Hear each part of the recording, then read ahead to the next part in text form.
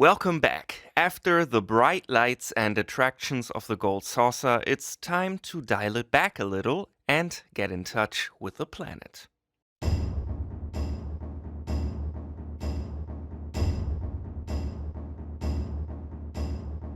After we escape the desert prison by winning a chocobo race, the owner of the gold saucer apologizes for falsely imprisoning us and gifts us with a buggy. Now we can cross the river and end up at one of the coolest places in the game, the Cosmo Canyon. This is the home of Red 13, who it turns out is actually named Nanaki. The canyon itself is a very interesting mix of Native American architecture and technology, and the people who live here care very deeply about the planet and its well-being. As Barrett tells us, the Cosmo Canyon is actually the birthplace of Avalanche. The music itself is really cool too. There are clear Native American influences, especially the rhythm section. This steady pulse-like rhythm is a very typical bass for many Native American chants.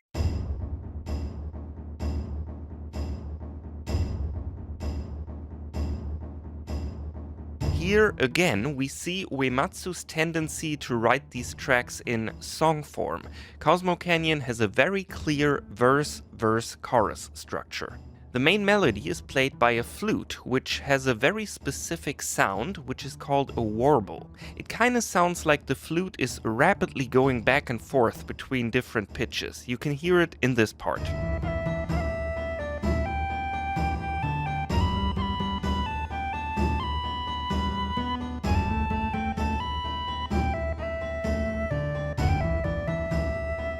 This warble is very typical of some Native American flute music, and Uematsu uses it here to make a pretty structured melody sound a bit more free-flowing and natural. While the verse strikes me as spiritual and introspective, the chorus is a bit more grandiose, ending in a big crescendo.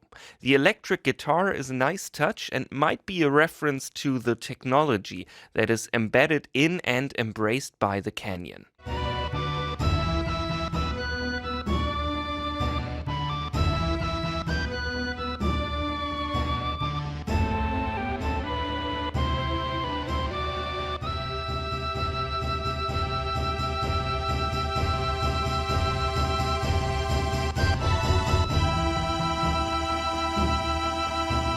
Of course, as we talked about before, there are similarities with Red 13's theme in the rhythm section.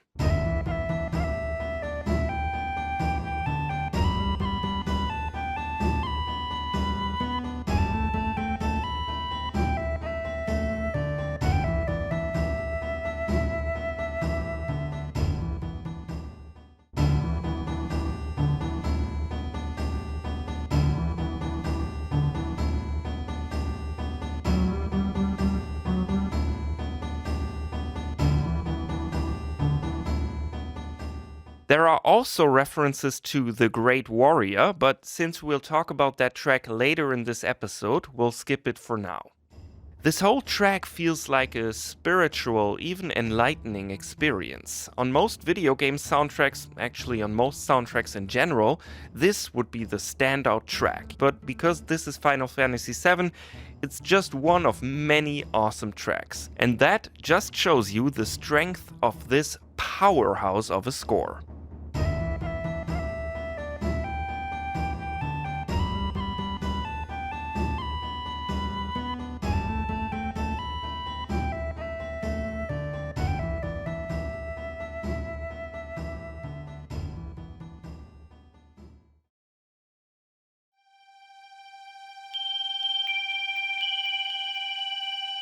Have you ever heard of the Gaia theory? This theory proposes that our planet is one giant organism.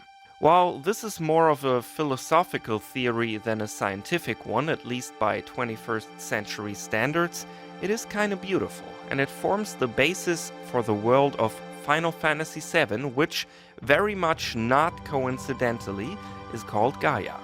At the top of the Cosmo Canyon Observatory, we meet Bugenhagen, the spiritual leader of the place, and Red 13's grandfather. Not biological, of course, but the man who raised him. He's in touch with the planet and he tells us that it's in danger. In fact, he and we can hear it screaming in anguish.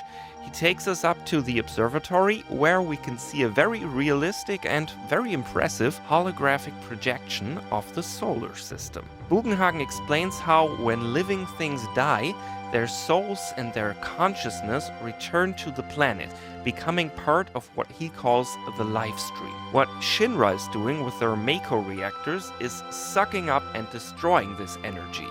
This is why our quest is important. This beautiful, haunting, and strangely relevant scene is accompanied by a track called Livestream. We talked about this one in the very first episode of the series, and that's because the main melody also appears in the opening part of Opening Bombing Mission.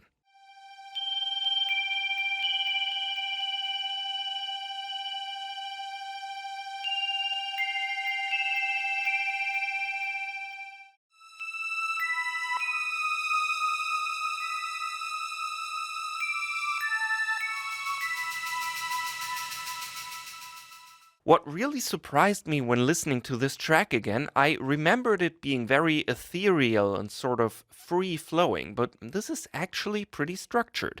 It has a real melody.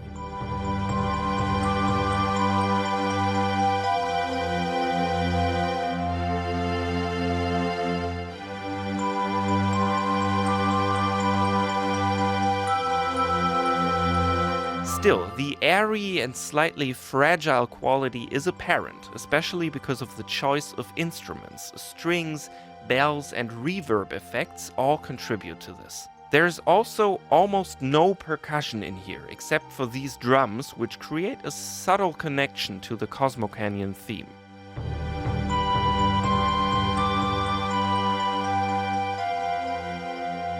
Probably my favorite moment from this track is this part here, where the notes are suspended, meaning they are played for an additional measure before the chord is resolved.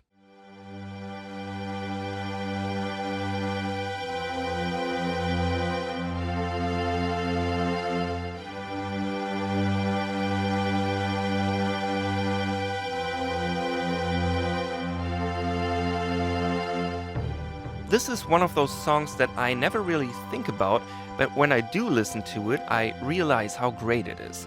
Combined with the impressive visuals, which I think still hold up, this is a very majestic scene and the music is just right.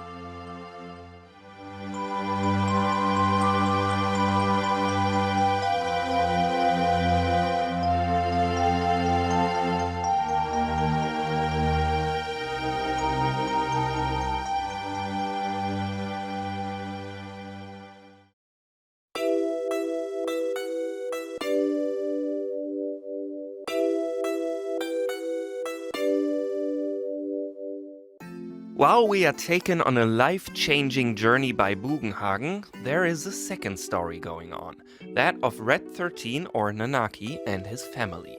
His tribe has been protecting the canyon from creatures called the Gi for generations, but as Red 13 tells us, he is the last of his race because his mother died fighting and his father, called Sato, was apparently a coward who ran away. Well, Bugenhagen decides it's about time for Red to learn the truth about his father. He leads us into an underground cave system. The place is full of spirits, remnants of the Gi tribe that once attacked the canyon. He tells us of a brave warrior who went through the caves fighting the Gi. As you can probably guess, that warrior was Sato, and while he defeated the Gi, he paid a price. Petrified by the Gi's poisonous arrows, he forever stands atop this rock. And what's worse, he's apparently conscious, for he does shed some tears when he sees his son. It's a very dramatic and tragic scene, accompanied by a song called Great Warrior. This track is mainly based on the Cosmo Canyon theme, in structure as well as melody. The structure is, again, very much like a song, but interestingly, the melodies are switched around. This one starts with the chorus melody.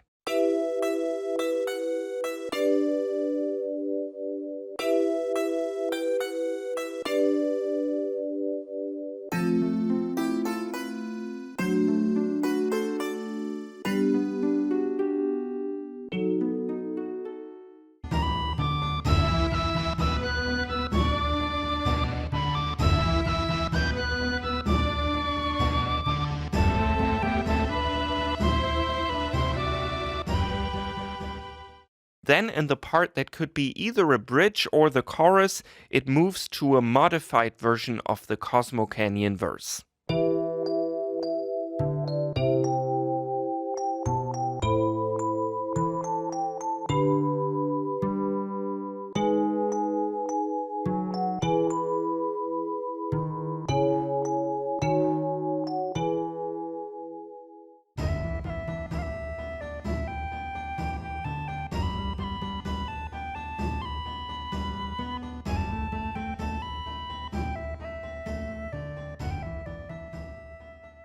I like the different direction this track takes in terms of instrumentation too. Moving the melody to plucked strings and using a harp and a subdued string arrangement really gives this song a softened, understated feel.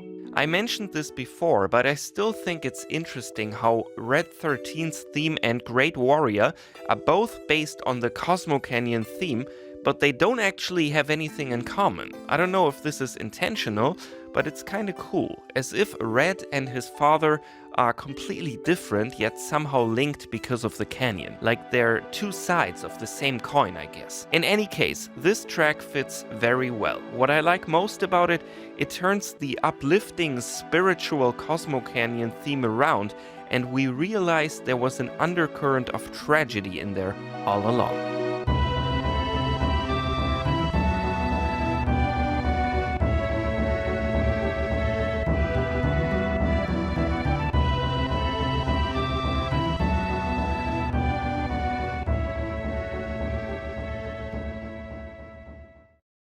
And that was it for part 16. Thank you for watching and I hope you enjoyed it. Stay tuned for part 17. I just love the way this guy introduces our party.